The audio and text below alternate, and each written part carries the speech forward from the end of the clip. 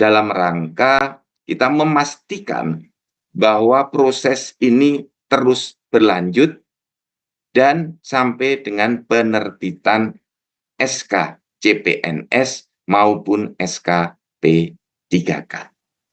Nah, apa kemudian langkah tindak lanjut kita? Nih, teman-teman semua, ayo slide berikutnya.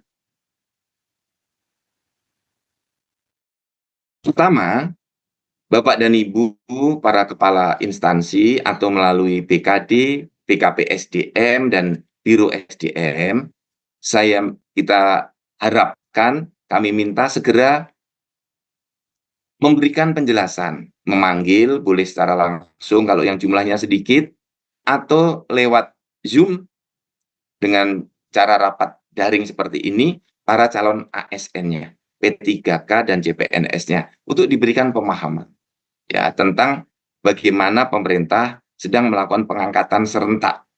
Karena ini jumlahnya sangat besar, 1,2 juta, berproses terus semuanya. Dan semuanya diberikan kepastian pengangkatan sebagai calon ASN. Tolong diberikan arahan bahwa para ASN ini akan bekerja dalam waktu yang panjang. Kalau untuk memahami upaya-upaya yang sedang dilakukan oleh negara untuk menata. Karena ini adalah yang terakhir. Kita sudah menata honorer sejak tahun 2005. Sampai sekarang 2025 belum selesai. Nah, mudah-mudahan ini selesai. Tidak ada lagi honorer-honorer. Inilah tahun terakhir kita melakukan penataan ASN yang bersumber dari honorer.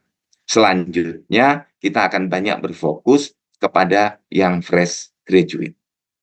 Nah, jadi tolong Bapak dan Ibu dari kepala instansi untuk memanggil calon ASN-nya, diberikan pemahaman, diberikan penguatan. Kemudian yang kedua, sambil menunggu di bulan Oktober ini ada beberapa langkah yang bisa dilakukan. Sambil memberikan pembekalan atau pelatihan sebelum diangkat menjadi CPNS P3K. Sehingga saat masuk nanti di 1 Oktober maupun di 1 Maret sudah bisa langsung bekerja dengan baik. Dengan standar kualitas CPNS dan CP3K yang bisa siap kerja. Silakan kegiatannya fleksibel Bapak dan Ibu sesuai kemampuan, bisa luring, bisa daring. Ini juga untuk membangun ikatan dengan instansinya.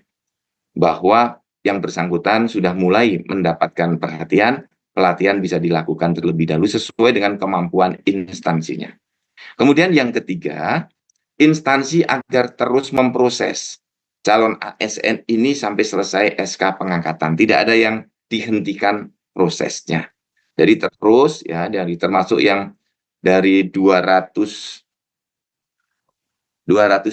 instansi yang minta penundaan tadi terus berproses ya. Jangan berhenti prosesnya. Kemudian yang keempat, Bapak dan Ibu, rekan-rekan semua, para pengelola kepegawaian untuk mulai mempersiapkan usulan pengangkatan P3K paruh waktu dari hasil seleksi P3K tahap 1. Ini jumlahnya juga besar, karena kami di BKN tidak bisa menerbitkan pertek kalau nanti tidak ada usulan dari instansi. Karena bisa saja yang akan diangkat paruh waktu ini ternyata sudah bekerja di tempat lain. Atau yang bersangkutan tidak mau menjadi paruh waktu. Atau yang bersangkutan sedang studi lanjut sehingga tidak mau menjadi paruh waktu. Atau misalnya dia yang bersangkutan ada kendala yang lain sehingga tidak bisa mengikuti pengangkatan paruh waktu. Nah, ini Bapak dan Ibu, langkah-langkah taktis yang harus kita lakukan bersama-sama. Nah, banyak masukan pada saya. Nah, ini saya ingin mendapatkan masukan dari Ibu dan Bapak semuanya. Nanti di sesi setelah para narasumber, saya ingin ada masukan untuk Ibu dan Bapak. Saya ingin mendapatkan masukan sebagai empati dari pemerintah.